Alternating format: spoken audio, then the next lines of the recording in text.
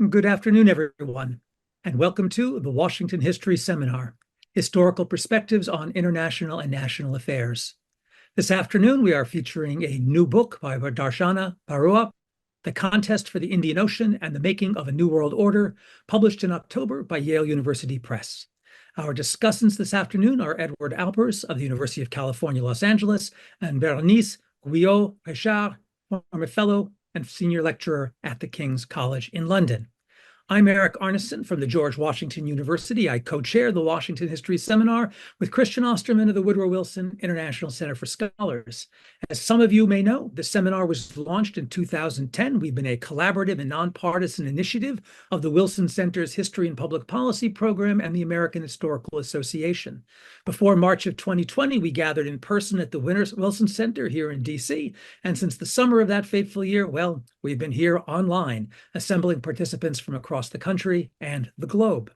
A few quick things before we get started. As always, we like to recognize the key figure whose behind-the-scenes labors make these seminars possible, and that's the Wilson Center's Pete Bierstecker.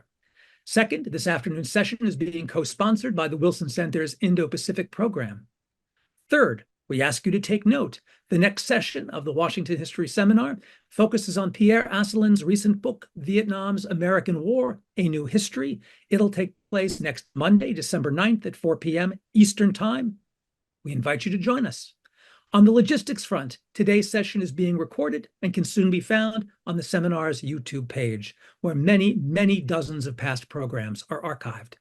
Finally, when we get to the question and answer section of the webinar, we ask those of you with questions to use the raise hand function or the Q&A function on Zoom, and we'll call on as many folks as we can. And with that out of the way, we can get things going. I turn over the Zoom screen to my co-host, Christian Osterman. Christian, welcome. Thank you. Thank you, Eric. Let me introduce our speakers. I'll do so in turn. So we'll first introduce our featured speaker today, Darshana M. Baruah, who is a foreign policy scholar with a research focus on maritime security, with experience in think tanks in Delhi, Canberra, Tokyo, and Washington, D.C. Darshana previously directed the Indian Ocean Initiative at the Carnegie Endowment for International Peace in Washington here, and she engages with policymakers and officials across the world on issues of maritime security, the Indo-Pacific, and geopolitics. She's currently based in Sydney, continuing her research with the University of Melbourne. Darshana, it's wonderful to have you with us. The Zoom room is all yours. Thank you so much, Christian. And would we be introducing the other panelists, or should I? Yeah, all right. Go ahead. We'll introduce them in turn later on. Okay, all right. Take it away. Thank you so much, and it's really wonderful to speak with all of you. Thank you to Wilson Center and the seminar series for the invitation, and for reviewing the book, and my co-panelists and discussion participants for taking the time to read this piece of work, and for engaging in this conversation.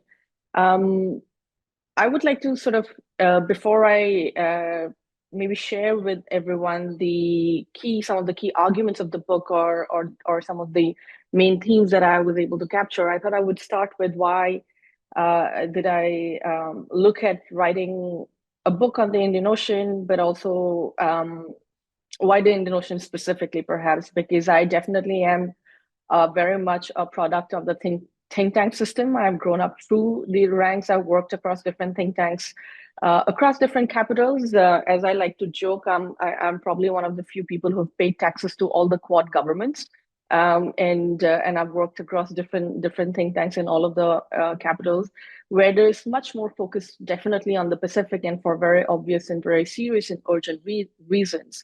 One of the reasons why I look at Indian Ocean and why I decided to write this is my first book on the Indian Ocean is definitely the limited literature on the Indian Ocean in the century that we live in today, but also because of the way I and I think many others look at the maritime domain.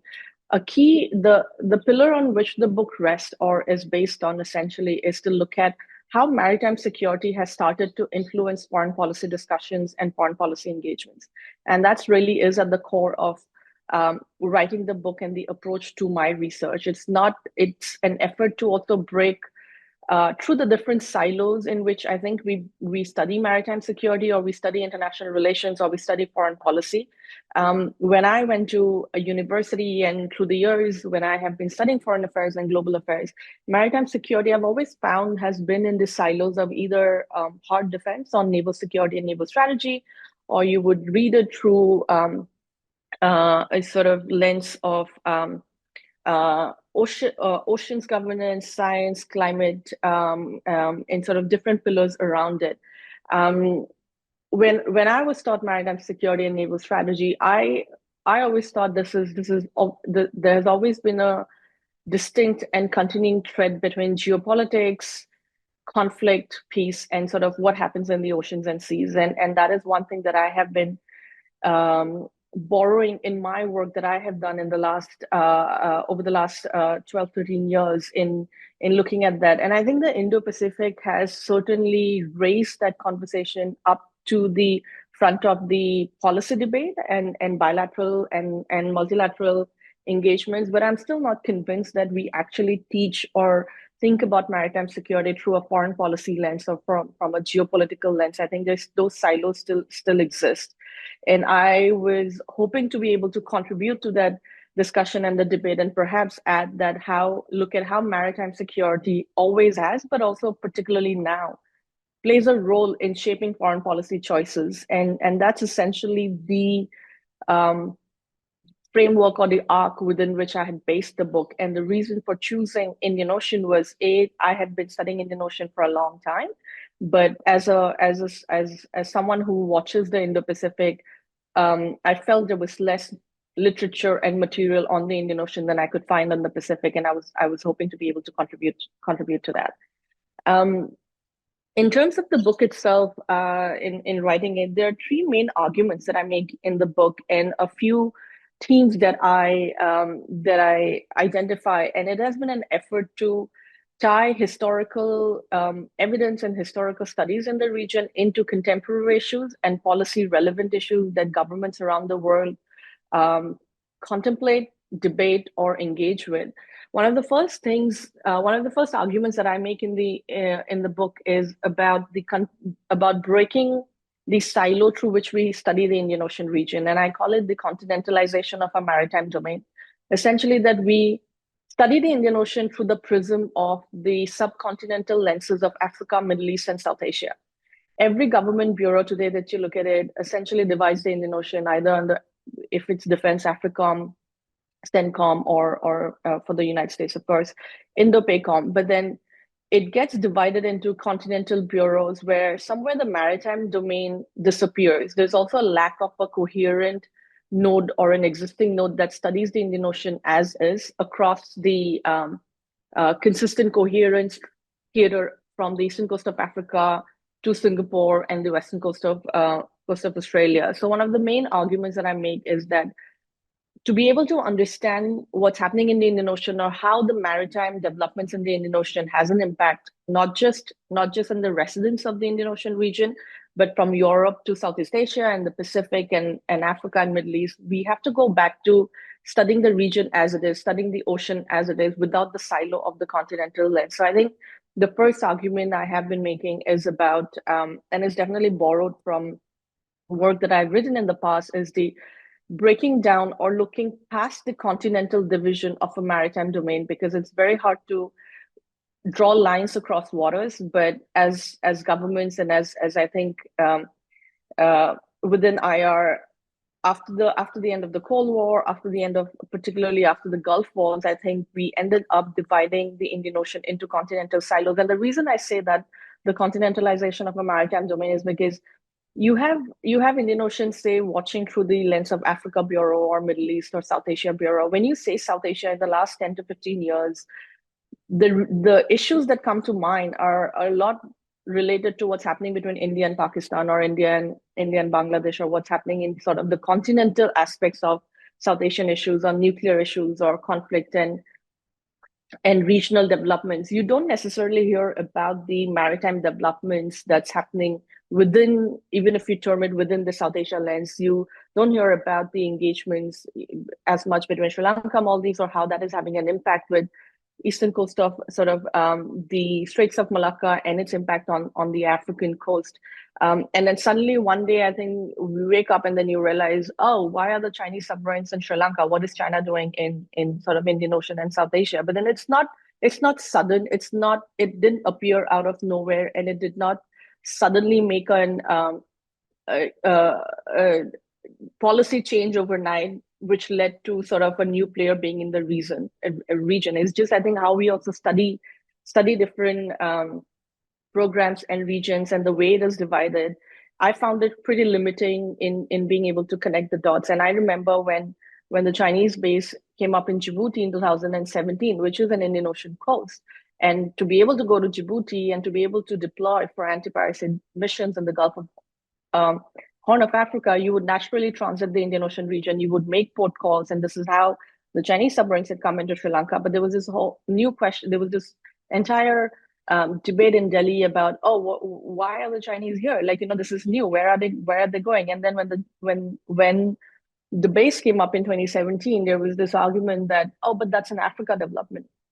It's really far away. That's an Africa issue. It's not an Indian Ocean issue, because we care about the Indian Ocean, but then we don't have the capacity to really engage with Africa. And I think dividing the ocean into continental lens somewhere has been detrimental in understanding the developments of the 21st century and in understanding how these developments are shaping, feeding, and driving the geopolitical conversations, and perhaps changing the nature and nuances of geopolitical conversations and studies across this area. And that was one of the things that I tried to capture in my first argument, to say that to really understand what is happening in the Indian Ocean region, and it is completely understandable for governments to prioritize different pockets of the region and the ocean, depending on capacity and foreign policy interests. But to be able to understand what is happening in the Indian Ocean region, we have to study it the way it presents itself, and in its entirety as a coherent, consistent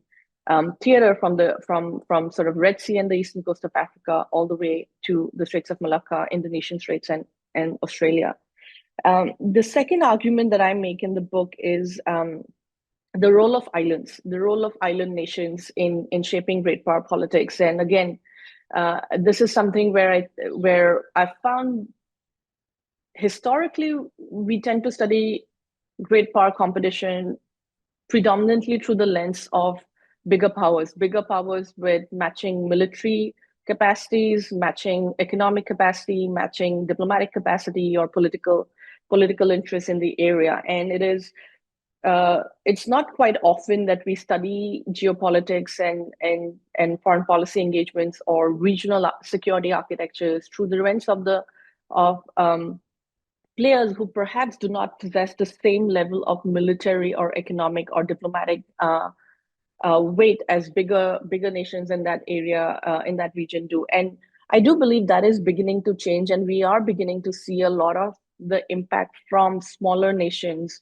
or players that are not economically or militarily that strong, having an impact in the interactions amongst countries. For instance, again, what Maldives choose to do, or what Sri Lanka choose to do in terms of their foreign policy choices, their economic choices, the partners that they build economically, politically, militarily, will have an impact on India's foreign policy choices and India's security environment. So you do have smaller players whose choices and whose foreign policy engagements have an impact on larger players.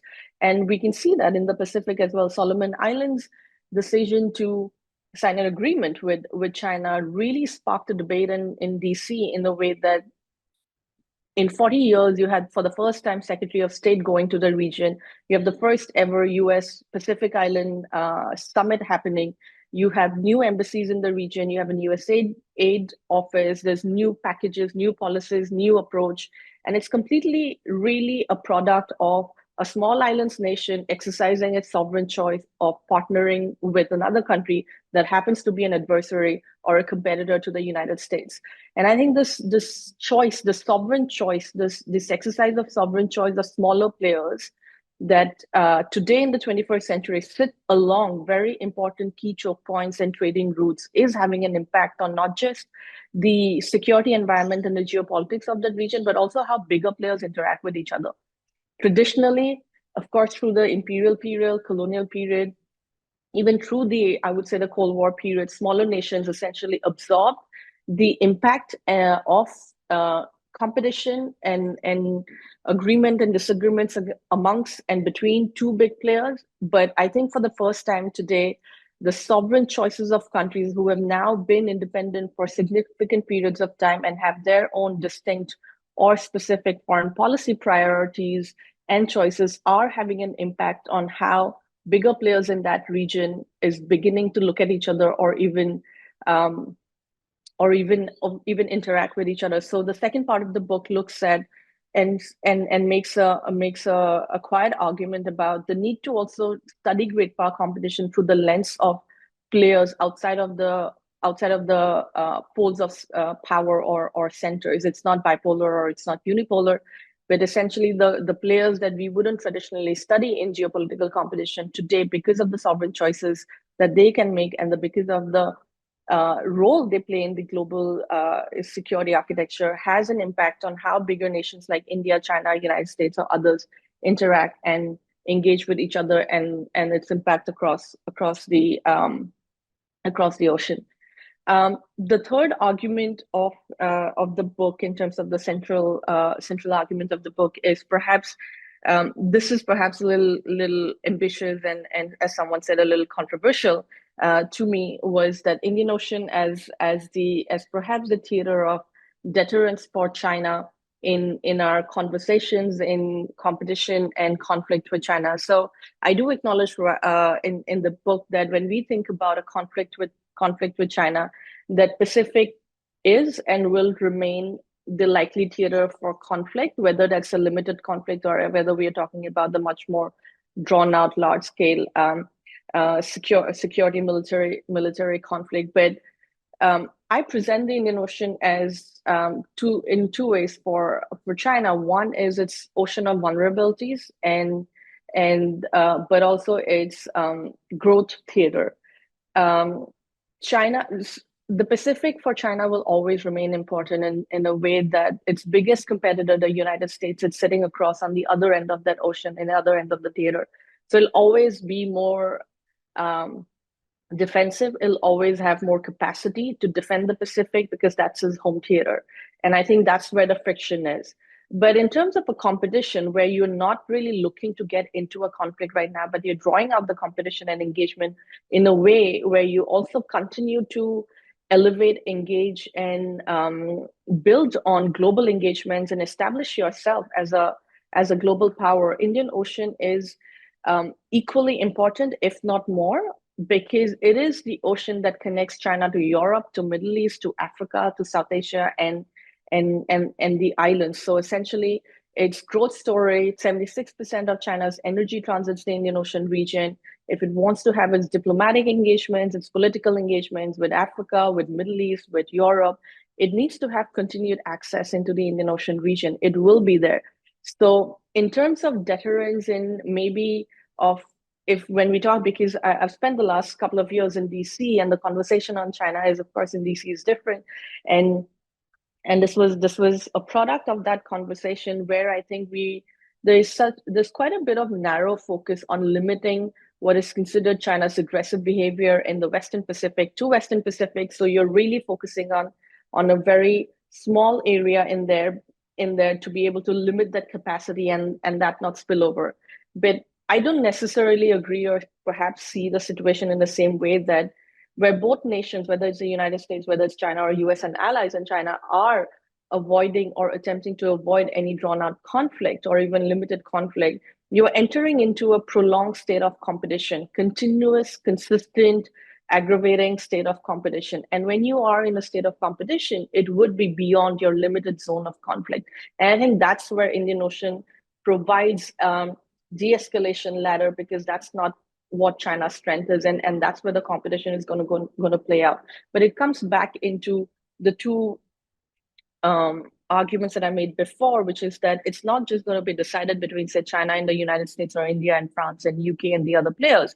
It's very much going to be decided by the engagements amongst players within the Indian Ocean region, but also external players. I also identify and recognize players that such as Turkey, Saudi Arabia, and UAE, who are beginning to play a role in the Indian Ocean region, but countries that we don't think about when we think of Indian Ocean countries or Indian Ocean players or actors who would have interest in the Indian Ocean region. So a coherent view of the Indian Ocean region would also shed light on who the new players are, what the interests are, the engagements, and the specific role of islands within that.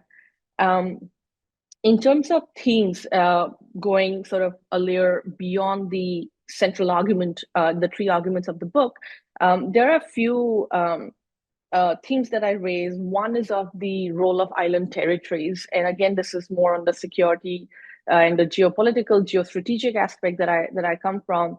And in the last couple of years, there's been so much conversation about a port or a bridge or a building coming up on an island that China has built, whether it's through Belt and Road Initiative or the Maritime Silk Road, and the debate and the conversation of that turning into some sort of a military, dual purpose military use of such facility. And it has led to a lot of government announcing reactive policies that are aimed at essentially mitigating that advantage that Beijing might hold, without necessarily engaging on what is needed on the ground. The argument that I make with island territories, that if essentially and ultimately the goal is to be able to maintain strategic advantages and geostrategic advantages in the Indo-Pacific, whether it's between US and its allies or whether it's just amongst friends and partners in the region, island territories of the countries already provide that access and possibility to a lot of the government, whether it is Okinawa in Japan to Guam to Cocos Keeling and Andaman and Nicobar Islands. Of course, Diego Garcia is in news right now. And La Reunion, and going around, you have island territories amongst key Indian Ocean players, which are part of the sovereign territory, with complicated issues like Diego Garcia, that can be used and leveraged and utilized for the nation's own strategic military and geopolitical interest and advances, rather than going into sort of competition or getting into the political dynamics of sovereign island nations to deny an adversary a geopolitical or military advantages. So I try to separate the role of islands between island nations and island territories. Essentially, making the division between island nations has to be that bilateral engagement between two nations, factoring and featuring different aspects of it, from economic, political, any bilateral relationship that a country would have, and then island territory being addressing that nation's and their partners' concerns on geopolitical, geostrategic, and military priorities.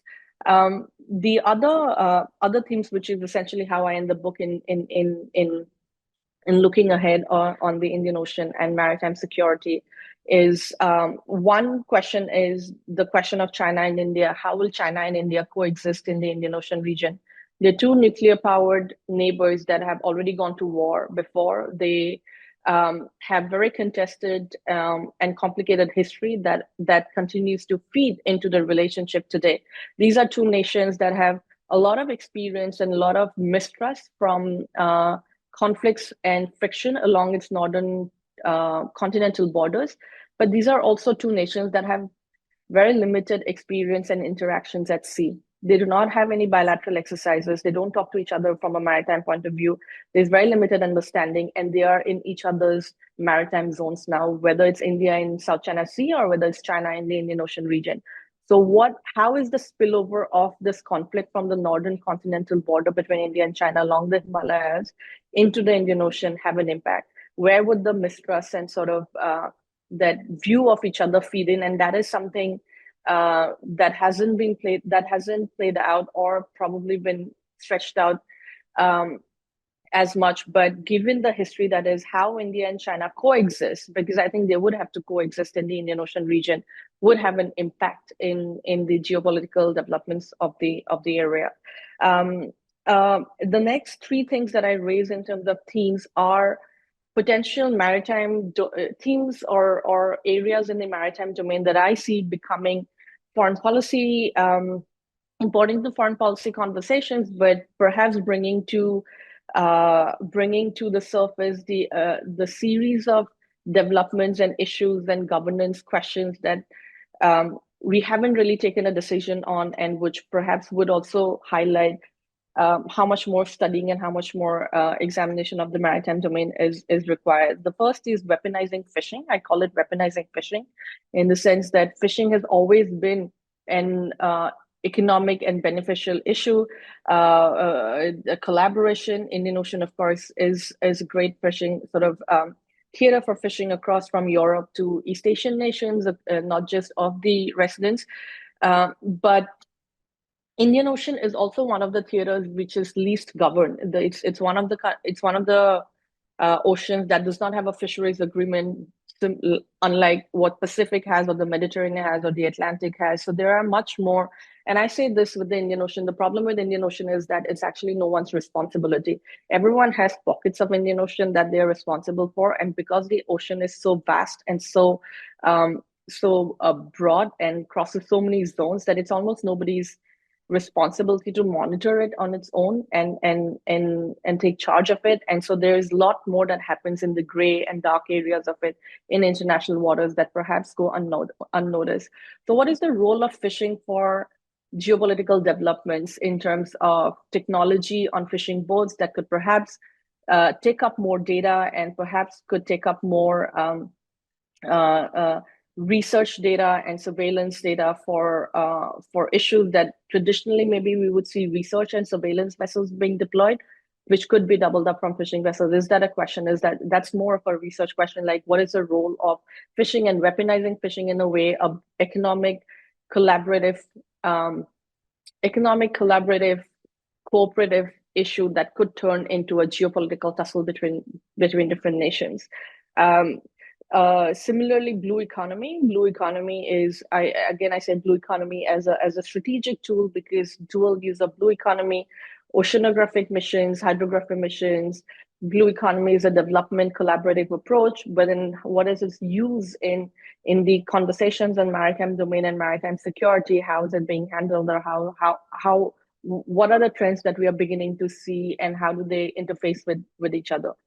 And finally, and this is something that is that I do recognize I don't have much expertise on, but there's also very limited literature on it, is what I call the commercialization of the deep sea, essentially looking at deep sea mining.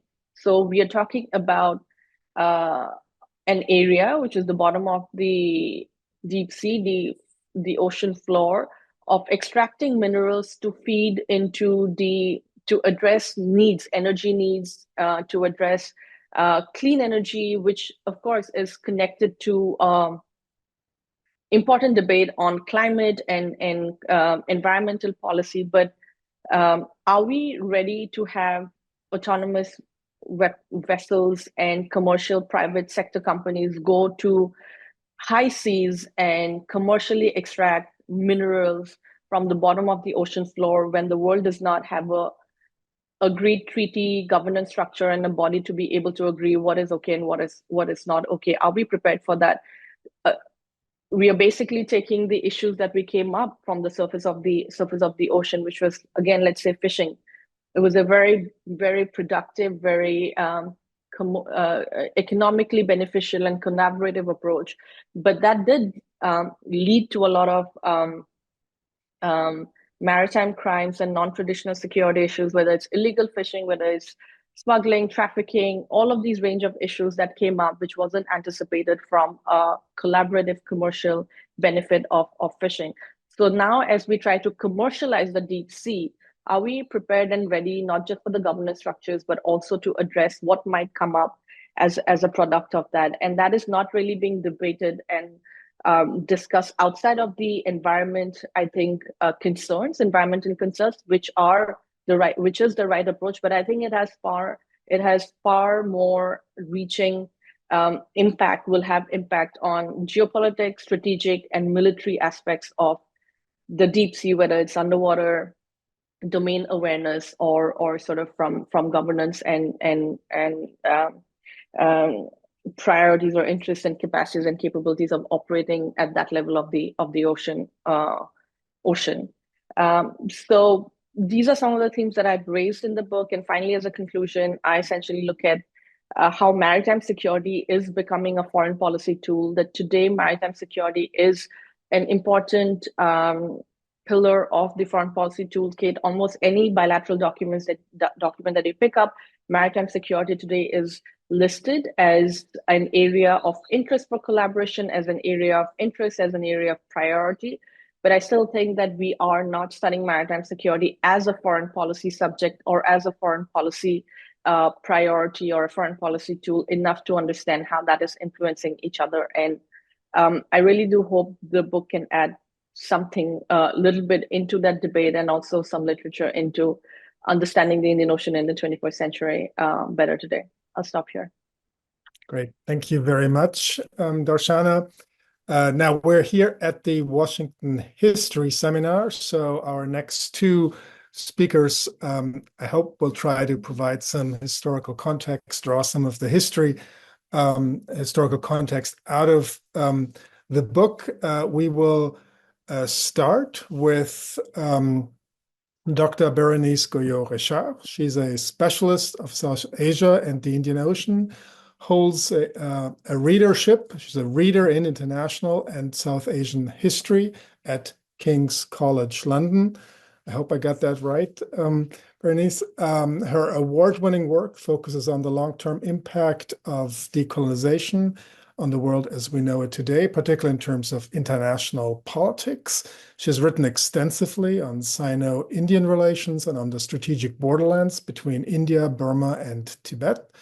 More recent work focuses on India's practice of diplomacy and on South Asia and the international order.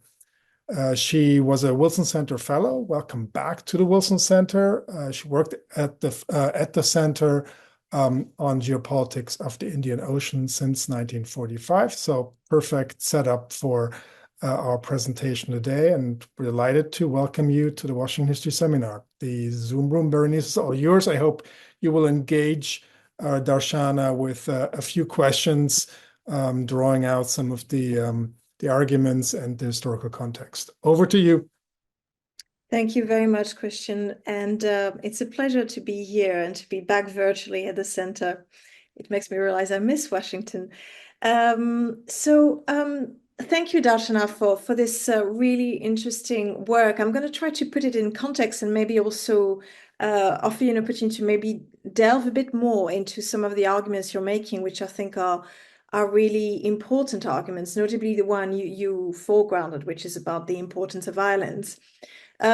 Just to reiterate some of the key points you make and deepen them a bit, I think the first thing you remind us of is that we really need to take the Indian Ocean far more seriously as a geopolitical space, and to think about it in its as a space with integrity, and to question where the integrity of the Indian Ocean as a space lies. And obviously, depending on the period we're looking at, it's going to be certain aspects of the Indian Ocean that comes to the fore over others.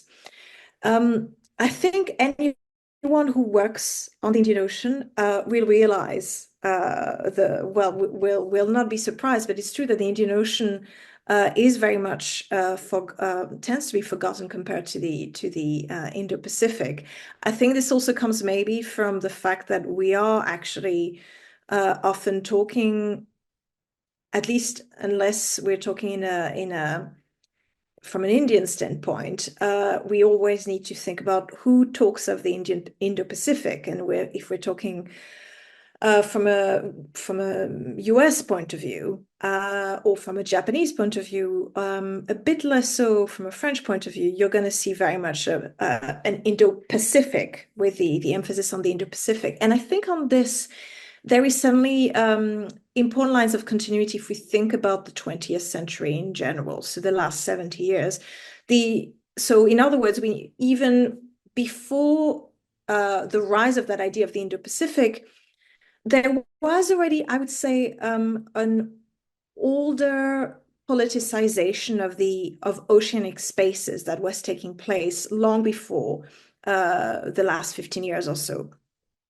In my own research, I actually talk about the fact that actually, if we think about, one way to think of the period after World War II is one where through a variety of intensified human engagements with the sea, enabled including by technological advances. You mentioned deep sea mining is just one example of them. We see that mankind has not completely new in that they were unheard of at all. The sea and mankind have been absolutely central to each other. And, any historian from any period will be able to find examples of this. But suddenly, after World War II, you see this politicization intensify, first because of a new capacity to extract things from maritime spaces, and by that I don't just mean the surface of the water, but the water column and obviously the seafloor, whether the continental shelf or beyond. We also see a greater need to extract the resources of the Indian Ocean. Deep sea mining is only one example. You have other historians that talk about what they call the diplomacy of the calorie, the fact that in a world where demographic change is happening very quickly and when there is massive demographic growth, one of the key spaces where humanity's food supplies can come from is the sea and its resources, including things like plankton. I think it's forgotten today, but there was a time where a variety of scientists thought that plankton could be the next frontier in terms of feeding humanity. So that aspect to the way that intensification of mankind's engagement and need, and for the Indian Ocean, for oceans, is very much at stake after World War II.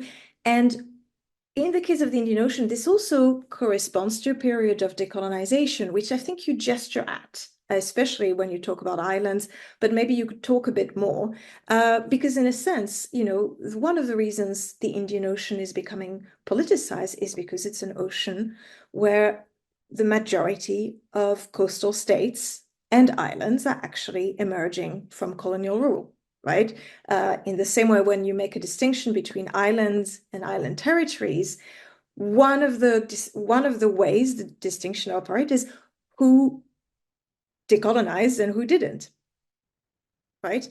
And that changes the geopolitics a huge amount. Again, Diego Garcia is the foremost example of that. So I think this politicization of the Indian Ocean is actually older than this. You show it in your first chapter when you talk about the US, but I think just focusing on the US might actually not tell us enough. Including because, in a way, from what I can see, I think the US has had more trouble than pretty much any other big power in conceptualizing the Indian Ocean.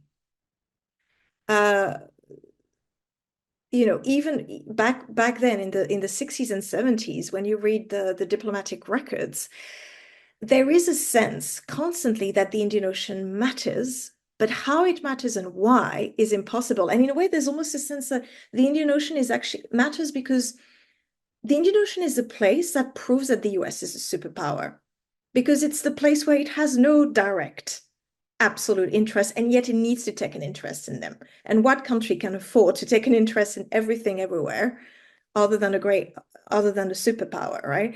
But I think the Indian Ocean is a space where in that period, and maybe later, I don't know if you would agree, the US tests its claim to superpowerhood, but also struggles to figure out what it wants to do. And I think that continues to be the case. I think the Soviets back then, or even the British, were much more inclined to trying to think. Doesn't mean they managed, but they're trying to think, okay, how do we think about this Indian Oceanic space in productive ways, right? And that means in turn that I think the Indian Ocean mattered much earlier than we thought. Now, the second bit of your argument that I thought was very interesting and that I really will keep with me is when you insist that the Indian Ocean is really a sea of vulnerabilities for Beijing, right? We tend to cast, and it's the clue is in the word, we tend to cast issues of geopolitics as power politics. But the Indian Ocean, from what I can see in your argument, is as much about insecurity politics as it is about power politics. And I think you really hit it on the nail where you mentioned that for Beijing. But that might be the case actually maybe for other countries as well. So to what extent is that the case beyond Beijing? Next, there is the argument, which I was really happy to see you make, about really trying to place islands and island nations back at the center. Here, I understand that your focus was about, the small islands, but I was wondering, what about the bigger ones? Because I guess there was an unspoken argument around size in your argument, because when you define Indian Ocean islands, in practice, you were talking about mainly Mauritius, places like Mauritius or La Réunion, but you were not really talking about Sri Lanka or Madagascar, for example. And I was wondering to what extent actually bringing these states into the picture would make things different. Because again, I think if we take a Sri Lankan perspective, which is something I've worked on quite a bit, actually, from that perspective, islands have been central to the Indian Ocean again for much, much longer than that, because actually, if there is one country that played a huge role in putting the Indian Ocean on the map as a space of geopolitics, it's Sri Lanka, right? Sri Lanka was absolutely central to pushing for the idea of the Indian Ocean as a region, as a zone of peace, partly because it was trying to get breathing space vis-a-vis its Indian neighbor. But I think if you bring in these, maybe that changes the nature of your argument a bit.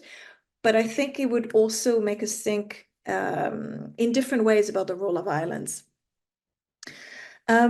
Now, I know I don't have that much time, and I will have to leave a bit early, and I'd really like to hear your responses. So I think I had more comments that I might send to you in writing, but I will just end on a few questions that I have for you. The first one is continuing on this point about islands being absolutely central, which for me is really, I hope, what readers are going to take from your book. You mentioned that in all the research and your continuing engagement with these different island nations and territories, you're witnessing the rise of a maritime identity or an Indian oceanic identity. My first question was to ask more about that, and how do you see that take shape, at what point and why? And what is that maritime identity exactly? I suspect you're going to tell me it's still very inchoate. But nevertheless, what can you see emerging? And connected to that is the question of sovereignty. I mentioned earlier that, the Indian Ocean is an ocean of decolonization for most of the late 20th century. And if we think about island territories, they're among those that got independence the latest. So for them, decolonization is still ongoing, right, in a way.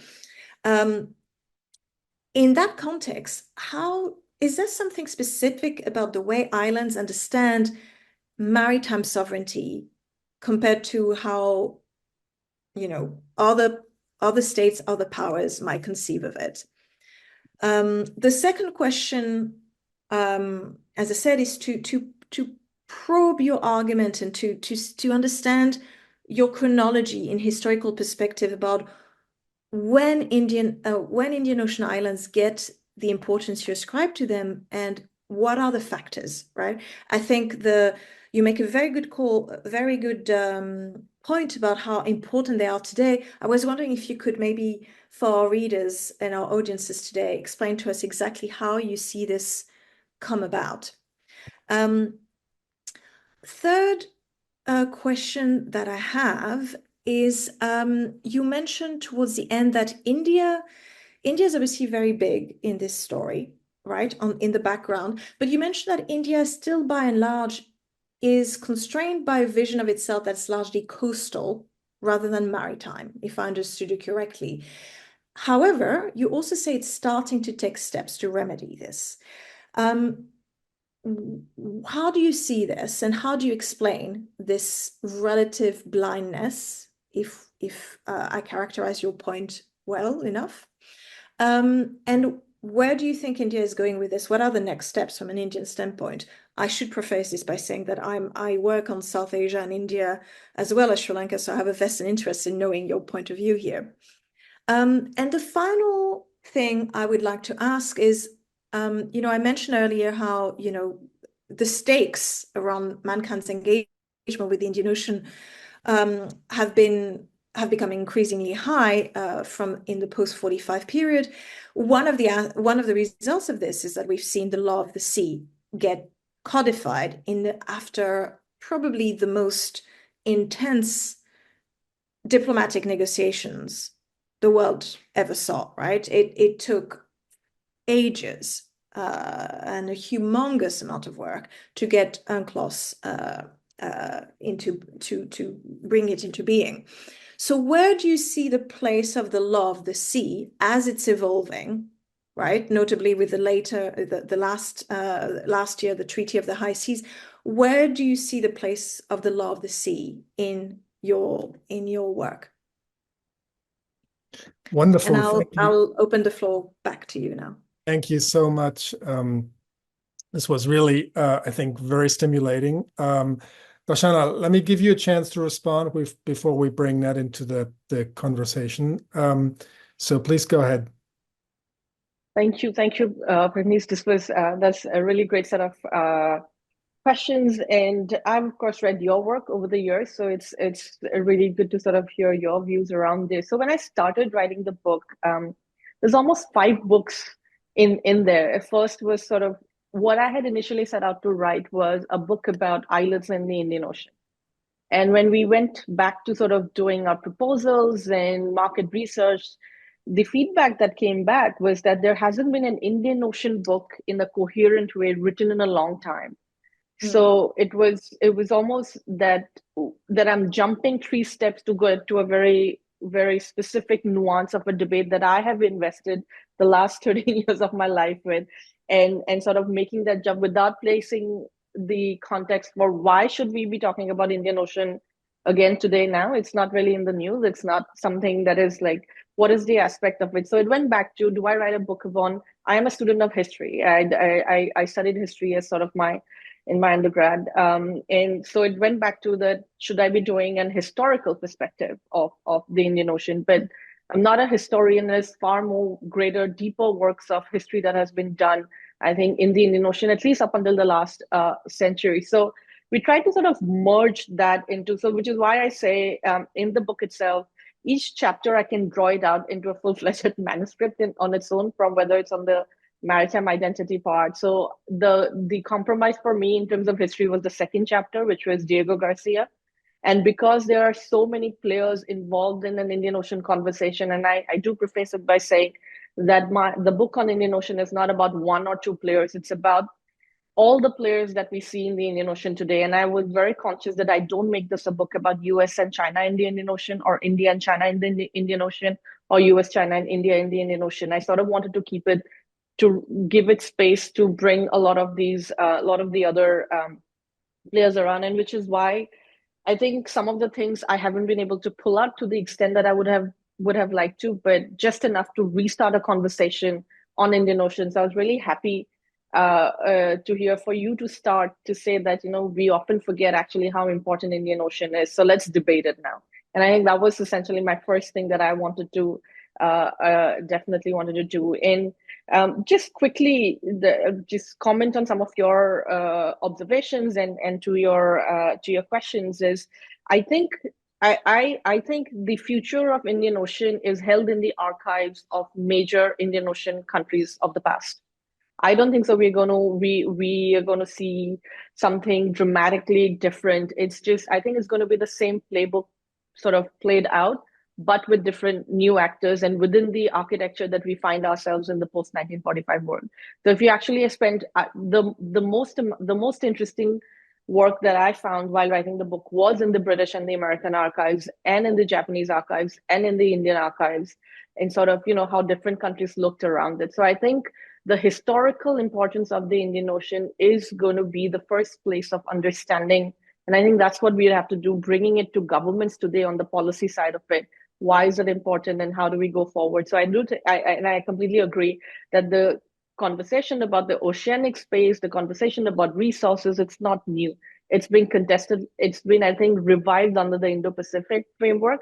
But I think that's also how policy and government, and because I work with a think tank and so much of our day-to-day work is engaged with the next summit coming up or the next sort of, what is happening contemporary, that there's been an attempt, that has been through the book, attempt to marry that historical aspect into the policy conversation. You're absolutely right in the US being that country who struggles to conceptualize the Indian Ocean region the most amongst all countries. I think I have written it in the book. I think the last written strategy from the US on the Indian Ocean was in 1976. So you have a country that's a superpower that did not write a strategy all the way to 1976, not very early on in the Cold War period. In fact, towards the tail end of it, that you finally wrote a strategy. And if you actually go back to the documents in the US archives, and you'll see the reason the United States could not write a strategy on the Indian Ocean is because all of its different agencies just could not agree on what the Indian Ocean constitutes or it means. Like there was just no coherent, accepted, I think, agreement on how do we define the Indian Ocean. So that was really interesting set of engagements that I saw in the archives, and that's honestly a whole different book out there just from the archival work that I found and I could put in the book.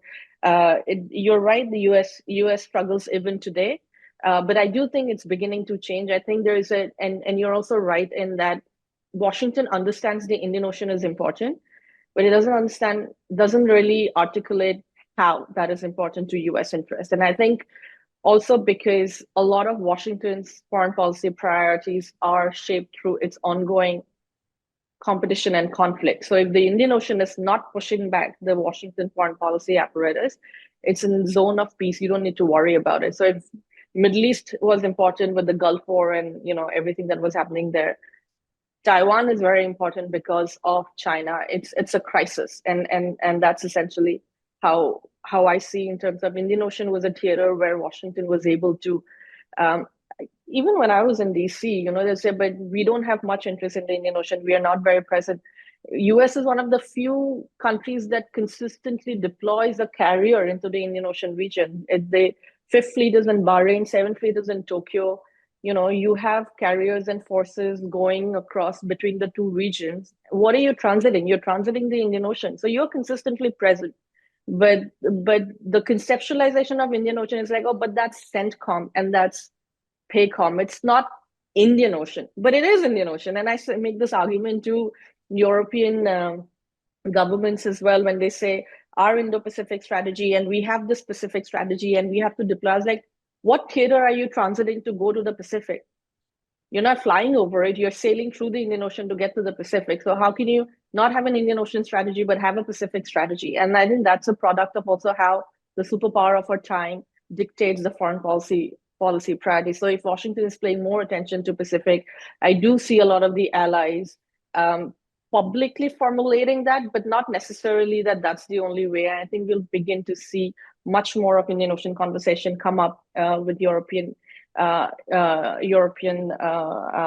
debates and policies. Sea of vulnerabilities. And thank you. I mean, that's how I saw it. That's how I noticed it in terms of looking at it. I also think that China is one country that treats the Indian Ocean more coherently than most others. It's the only country with an embassy in all the island nations of the Indian Ocean region. It was the first country to establish diplomatic ties with Comoros. So, from coast of Africa to the Indonesian Straits, I do see that, and that, the oceans we study purely from the point of view of, okay, China's strength is in Western Pacific, let's constrain in that, but it also has multiple different levels of insecurities and vulnerabilities that it must protect, sustain, and maintain to continue to feed its power and strength in the Pacific. And I think those disadvantages lie in the Indian Ocean. And it's unfortunate that we came up with the Indo-Pacific to better understand how one theater of the ocean impacts the other, but ultimately we ended up dividing it all over again. And you've gone into the Pacific silo and you've gone into the Indian Ocean silo rather than actually understanding how one is influencing the other and how is that shaping the foreign policy and geopolitical priorities of our time.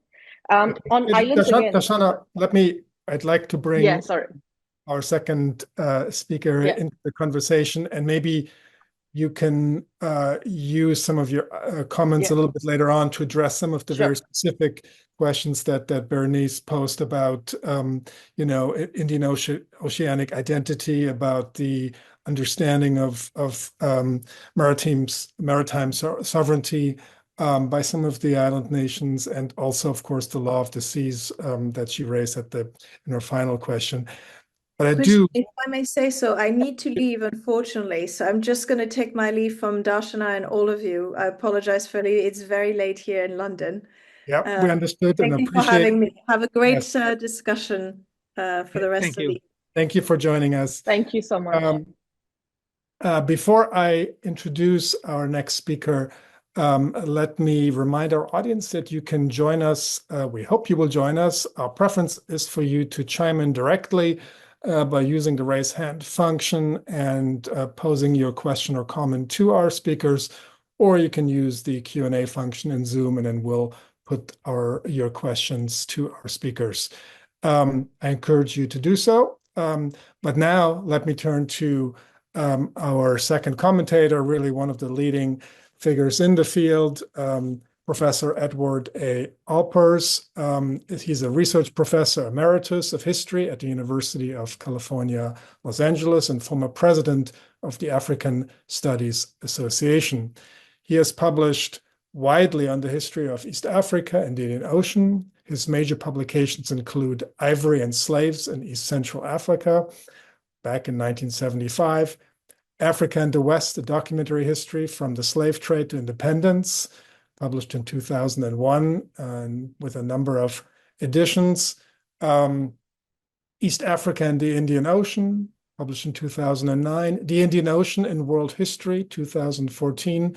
And A Primer for Teaching Indian Ocean World History, 10 Design Principles, published with Thomas F. McDowell just this year. Professor Alpers has served as chair for 62 PhD dissertations, and we're so grateful for him to join us. Welcome to the Washington History Seminar, Ned. The Zoom room is all yours. Thank you very much. Thanks for the invitation to join this discussion, because this is very much a different area from what I normally work on. So I'm going to begin with a confession. As a student of Indian Ocean Africa and the wider Indian Ocean world, I'm primarily a historian of the early modern period and more comfortable looking at the deeper past rather than the future. Nor have I ever advised anybody about policy of any sort having to do with geostrategies. So I bring a very different perspective to Darshana Baruah's new book on sea power and maritime security in the Indian Ocean than that of the author. Dr. Baruah proposes three main arguments, and I'm quoting here, that the Indian Ocean constitutes one geographic space, that competition with China will become significant in the Indian Ocean, and that islands agency will shape great power competition. I suggest that while her first two arguments are not particularly original, at least for historians of the Indian Ocean world, her third one on the potential significance of islands merits serious consideration. First, she argues strenuously and consistently that we see the Indian Ocean as one geographic space. Here I should point out that much depends on how exactly one chooses to define the Indian Ocean. For example, I would ask her why she restricts her definition of the Indian Ocean from going beyond the Strait of Malacca, especially as she discusses several Pacific examples to illustrate her innovative island-centric thesis, and in a certain way completely ignores Indonesia in this. She laments the continentalization of a maritime domain. While it may be the case that foreign policy analysts do not regard the Indian Ocean as one theater because of their inability to escape continental silos, as she calls them, their myopia is not unique. Until the quite recent emergence of Indian Ocean studies, the grip of area studies, which in the USA was a direct outcome of Department of Defense funding after World War II, equally stymied such a perspective. But as historians have learned, as early as the 16th century, the Portuguese soon understood the many ways in which the Indian Ocean constituted a connected space.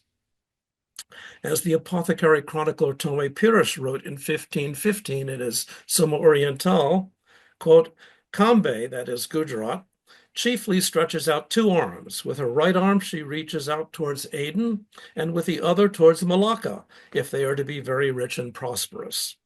Or in the words of a modern historian of the Indian Ocean, Professor Jeremy Prestholt, quote, the Indian Ocean is a continuum of social, economic, and cultural engagements, one in which we can discern the amorphous space of the Indian Ocean region through simultaneous reflection on relationships among overlapping coordinates, the proximate, the regional, and the interregional, end quote. Surely this is not so far from the perspective that Dr. Baruah advocates. Her second major thesis is that competition with China will be important. Are we surprised? Here I only remind us that the 21st century is not the first time that China has entered the Indian Ocean with an eye towards becoming a major, indeed dominant power. As historian Tansen Sen convincingly argues, the famous Ming Dynasty voyages led by the Muslim admiral Zheng He, these are voyages from between 1405 and 1433, combined state-directed militaristic ambitions and overwhelming sea power with diplomatic exchange across the same seascape that Pires described a century later. In the end, it was domestic conflict that ended China's 15th century Indian Ocean adventure rather than international competition, but the precedent remains and is today recalled as a component of China's cultural diplomacy. There are statues of Zheng He scattered about, this kind of thing. Third, there is Dr. Baruah's unique emphasis on the significant role to be played by islands, both sovereign and territorial, in shaping future competition in the Indian Ocean world. To be sure, her hypothesis that islands' agency will shape great power competition is intriguing, especially her focus on the potential agency that sovereign island nations can exercise, what she refers to as the island view. Still, as early as 1961, Mauritian archivist historian Auguste Toussaint wrote in his pioneering history of the Indian Ocean, quote, anyone who seeks to understand the history of the ocean should not neglect the islands, not only those quasi-continents, and here he actually mentions the islands like Sri Lanka, but also, and perhaps especially, such tiny islands as the Mascarenes, the Seychelles, the Chagos, and even the Comoros, the Maldives, the Laccadives, the islands off the Arabian coast, and a few others, end quote. For her part, Dr. Baruah suggests that, quote, today, for the first time, island nations are in a position where their choices, partnerships, priorities, commitments, and engagements can and will have a direct impact on how great powers interact with each other, end quote. As it happens, however, today is not the first time that a sovereign Indian Ocean island has exercised such agency with respect to European powers, as both Ian Walker and Jeremy Prestholt have documented for the Comoros from the 16th through the 19th centuries. In particular, Prestholt's research on mid-19th century Nzwani reveals how an independent sultanate on a very small Indian Ocean island successfully, if temporarily, manipulated its relationship with the British. In Chapter 5, Dr. Baruah reconstructs the history of the Andaman and Nicobar Islands, which are territories of India, at some length, and suggests that they might become an Eastern Indian Ocean parallel to Diego Garcia, whose history I wish she had discussed in equal detail so that readers might gain an equally complex understanding of the human factors involved in their positioning as strategic spaces. In this chapter, she also considers the close collaboration of India and France in Indian Ocean maritime affairs, and suggests further that the ANI and the French overseas territory of La Réunion might be regarded as sister islands in constructing future Indian Ocean maritime strategy. But although she provides rich evidence for India's maritime policy thinking, her treatment of the French side is rather thin. What is France really thinking? She includes no sources in French, nor even official statements by France that are available in English and online. Language is important, and public policy statements in foreign languages often present positions quite differently than they do in the original tongue to a domestic audience. I commend Dr. Baruah for her many interviews with policy experts around the Indian Ocean. It's not an easy trick, but I wish she had also spoken with French officials. In view of the very recent agreement, almost exactly 2 months ago to the day, between the UK and Mauritius finally to transfer sovereignty of the Chagos Islands to Mauritius, with the notable exception, of course, of Diego Garcia, which will continue under UK-USA control through a 99-year lease, I wonder how she envisions the future of the contested French island territory of Tromelin.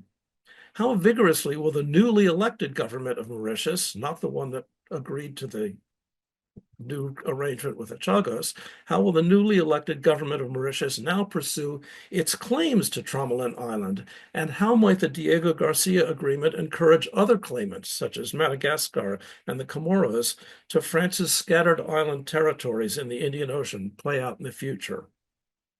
How will these efforts affect wider considerations of Indian Ocean maritime competition and security? We should also recognize that the UK-Mauritius agreement remains to be ratified by treaty, and that there is a well-organized opposition in the UK by the 3,000-strong Chagosian community in Crawley, who seeks self-determination, quote, if we want to be British or Mauritian. Labour MP for Crawley, Peter Lamb, is quoted as saying, quote, in the last 16 years, he had not heard a single voice in the local Chagosian community saying they wanted the islands to go to Mauritius.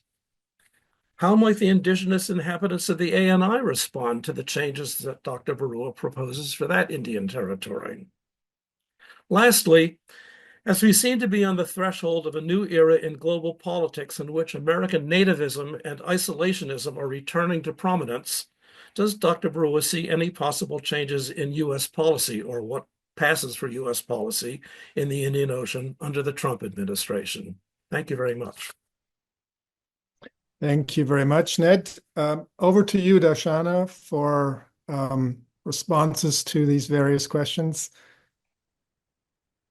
Thank you so much. Thank you, Ned. Really appreciate the critical feedback and taking the time to read through the book. I definitely, first off, would acknowledge that it's not a historical book, and it's definitely coming from a perspective and the prism of geopolitical competition and foreign policy conversations as we see them today. So you make a lot of the arguments for me when you say that it's not that Indian Ocean has always been looked at as one theater. It's always been important. Islands have been important. But in contemporary conversations, when we talk to government today, it's really hard for us to make that argument that in the 15th century, Comoros did navigate out of a British, engagement, so they can do it today because that is the desk officer sitting at state. For them, it's almost a historical fact that they don't know how to use for today. And so when I say today, for the first time, islands have, I mean in the post-colonial period where they have established themselves as a sovereign state in the post-1945 world under the United Nations umbrella.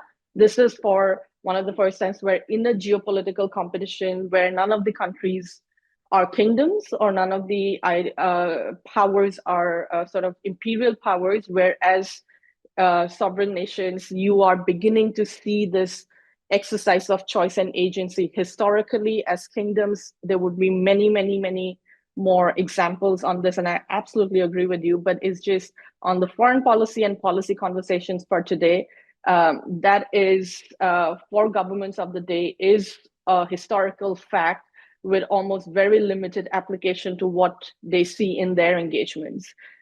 So I think that is the biggest difference, I would say, in terms of the historical perspective of it. In fact, even with China, that you say the competition with China, it's not new. Again, it's hard for me to make that argument even to a country like Delhi, who watches China more closely in the Indian Ocean. And when I say, well, they have been there in the 15th century, the question immediately, yes, 15th century, yes. What is in the 21st century? Because I got to deal with this issue in the next 5 years, right? So how much of it do I deal with it in the 15th century, and what have they done in the last 15 years? That tells me that they will do something in the next 15 years. So I think from that point of view, the competition of China in the Indian Ocean is almost understudied, because modern China and modern India and modern Indian Ocean, and by modern, I mean really, really contemporary, in the policy conversation, it's almost undebated. The focus is that China's theater is specific. We stay there. I launched the book in DC with Carnegie, and most of the conversations around that most policy sort of officials that are in government offices today find this argument most problematic with my book, that I am saying that China would compete in the Indian Ocean region. And they're saying that there is no basis for it. And when I say, well, there is basis for it, well, it's historical. So you are making a lot of the arguments for what I'm trying to essentially say. But what I'm saying that is that there is historical perspective and basis for most of the things, and it disappeared for different reasons across the different oceans and different theaters. But it's reemerging. And it's reemerging under different contexts. It's reemerging under a new security architecture. It's reemerging under a new set of players that we haven't seen. It's reemerging under new capacity, new capabilities, new treaties. What they did in the 15th century is going to be very different than what they do today. But then there is that link that there has been interest. So for where I sit and sort of in my job and my role, I'm trying to place it within how this would have an impact today and going forward. So the historical background is absolutely essential, and that's also my starting point to even suggest something like this, is to say that, well, they have done it in the past, there has been interest, and now, in fact, when we look at it from the point of view of their deployments for anti-piracy missions in the Gulf of Africa, or sending submarines into Indian Ocean region, they sort of line up. So it's sort of a ladder in making that argument. Again, absolutely agree on statements issued in native language and then translated into English. They are different. I see that happening even with the Indian government, and say what is translated out in Hindi and what is said in English. But again, Indian Ocean is really vast. I absolutely spoke to the French. I can assure you, I work quite closely with them. I've had many conversations around it, but I did have to come back to sort of, because of the nature of the amount of history that is in the Indian Ocean, because of the nature of amount of players that are there in the Indian Ocean, I had to finally come down to choosing specific examples, specific periods in history, and specific players to drill down in making those arguments. And I could not have done justice to one book where I talk about Chinese in the 15th century to France and to India, and it was going to be very difficult, and my book was all over the place. And to tighten it down, to start a conversation primarily for policymakers, I decided to narrow down on particular examples that I thought would be the best example in marrying the historical importance of Indian Ocean to why governments should be looking at it today again. And within that, drawing from my conversations and interest that I got from governments in the questions on Indian Ocean, I chose Diego Garcia and Andamans, and I chose sort of different aspects of it, which was relevant, which would get the attention to start reading on it and maybe go back to how that is connected. It was just impossible for me to capture all of it in this one book, because how vast is it and how much history there purely simply is. I didn't think I could have done justice on it. On Indonesia, again, something that I wrestled with. I went back to sort of how today Indonesia defines itself. Indonesia is part of IORA, Indian Ocean Rim Association, because when I was defining the islands of the Indian Ocean region, of course, I had to start with Indonesia. It's that one island that straddles both Pacific and Indian Ocean. In the last 5 years or so, I couldn't really find any Indian Ocean document where they call themselves an Indian Ocean country or a nation. The identity was much more Southeast Asia or Pacific, because on the other side of it. So I didn't want to put a framing on a country that it hadn't articulated itself.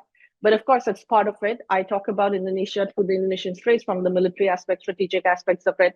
But I ultimately decided to identify sort of Sri Lanka to Comoros as the 6 island nations of Indian Ocean region, who equivalently and consistently frame their own national security identities and priorities as an Indian Ocean player without any sort of course, they all straddle dual identities, like Mauritius is also an African island and an African nation, and Sri Lanka is also a South Asian nation and a member of SAARC, but they're also Indian Ocean. So those are some of the judgmental sort of conversation decisions that I had to take while writing it out, keeping it in an attempt to keep it more engaged in the policy debate that I was seeing, or that I thought I could make a difference in, because like I mentioned, there's so much excellent work that has already been done in capturing the history of the Indian Ocean region, that for me, I thought that it was obvious that Indian Ocean in geopolitical conversation should be important, but that didn't seem obvious. So my effort was to bring it more to the contemporary conversation in it.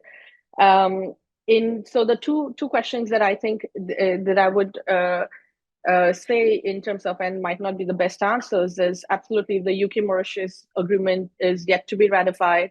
And I think it's not just Trumlin. I think this would have an impact on sort of France's relationship with Comoros over Mayotte. It will have a relationship with impact on Madagascar and France with the scattered islands. It would have, I think we are, and what Bernie said, like, it's an ocean of decolonization, some of it still in the process of it. When the British, why is Andaman's part of India? It was when the British redrew the lines on the map, right? Like, how it wasn't that everybody had a say in a lot of it. So I think that is a whole different conversation on the process of decolonization. And I think that is, of course, beginning to have an impact on foreign policy conversations, because you have now Chagos, the case of Diego Garcia. But I think Diego Garcia would also be, the history of Diego Garcia is, I think, in the contemporary world, much more brutal in the way the population was made to leave the island. Yes, historically, there will be many more examples of such brutality on indigenous people. But I think what happened in 1961, 1962, in an effort to create the base, expelling every single resident of the island, is perhaps a unique case in any other island population that might still exist, in indigenous population that might still exist with. So I would say Diego Garcia is very specific to it. But I also wanted to recognize the geopolitical realities of the time that we are in, and that one way or the other, the base wasn't going to go away. I don't think so. We were looking at a time where any of the powers, including Mauritius, was going to give up the importance of the strategic base and because what it provides for regional security. So it comes down to how do you adjust and manage for both in terms of the indigenous rights, and I think it is very much a conversation between Chagosians and the British government and the British people. But if as a researcher on security architecture that I have to look at it, absolutely, I acknowledge that, I recognize it, and that is something that needs to be debated. But as someone who studies the security and the strategic importance of Indian Ocean, is Diego Garcia as a military base important and significant? Also very true. Unless we decide that, unless it's decided that there's no longer going to be a base, whatever infrastructure has been built, and it's not going to be used for any military purposes. Again, true for Andaman and Nicobar Islands, I think, and the indigenous population on Andaman and Nicobar Islands are some of the last tribes that have yet to come in contact with modern civilization as we know it.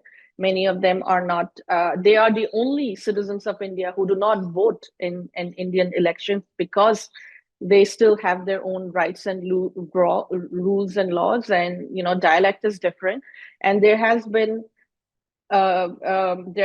effort undertaken to protect those rights, to keep them safe, to be able to maintain that. And I absolutely in favor of that. The Andaman and Nicobar Islands are made up out of 592 islands that together make up the chain of Andaman and Nicobar Islands. Even if you were to use Andamans for strategic and military purposes, which I think again, the geopolitical reality is that governments would build and use territories for military purposes. There are ways to actually mitigate it, and I think it's useful to have that conversation rather than for me to have said yes or no in that. Is that there are islands where the indigenous population lives, and you do not even have to go anywhere close to it. You do not build anything that is necessary. You do not build anything, no matter how necessary it becomes. You do not. There are ways to protect it. 92% of Andaman and Nicobar Islands is under forest cover, because even to cut off a bush, you need Supreme Court's permission to be able to do that. The marine ecology and the biology of it is sort of protected. And the reason I linked the Andaman and Nicobar Islands to La Réunion as sister islands is because very often when we think about developing islands, because the argument is that if the Indian government developed the Andaman and Nicobar Islands, it can sustain itself economically. This is the question of development. You're giving the people more facilities, more advantages, better schools, better, there was an electricity problem. And very often they tend to look at Hawaii, or they tend to look at Okinawa. And my argument was sort of that maybe we don't need to look at Hawaii, because that's a different, again, framework, a different approach, different history. Again, there's a lot of history there. But what I wanted to achieve from the sister island concept was that when I was in La Réunion, what grabbed my attention was the way the French government, two reasons. One is Paris sits thousands of miles away from Saint-Denis, from La Réunion, and is part of France. Andaman sits thousands of miles away from Delhi. And you have similar governments that have overseas sort of, territories. But France had utilized its advances in, I think, technology and capacity to have more, to address its internet connectivity and electricity issues and a lot of the power issues that the Indian government hadn't necessarily been able to do in the Andamans, while keeping the need for environmental concerns in place. It's not perfect, but I think there are ways to share lessons in a way to address both your strategic needs while also maintaining your priorities and commitments on the environmental and indigenous rights. And it will come down to how the people in India vote for the Indian government, how the French people vote for the French government. I don't think that we can do only either or. And the strategic reality of the time and the way government wrestle with some of this conversation is that they are going to do it one way or the other. So as researchers who probably engage in this policy conversation, I think what I can add is how do I provide a middle ground to it where you still protect the indigenous rights and the environmental concerns while addressing your strategic needs. And that was essentially why that conversation and why I raised it, not to dismiss indigenous rights or not to dismiss sort of the issues that already exist on the ground. Darshana, let me thank you, and thanks, Ned, as well, for providing some of this deeper historical context. And I think it raises some profound questions about the relation between historical context and some of the policy discussions today.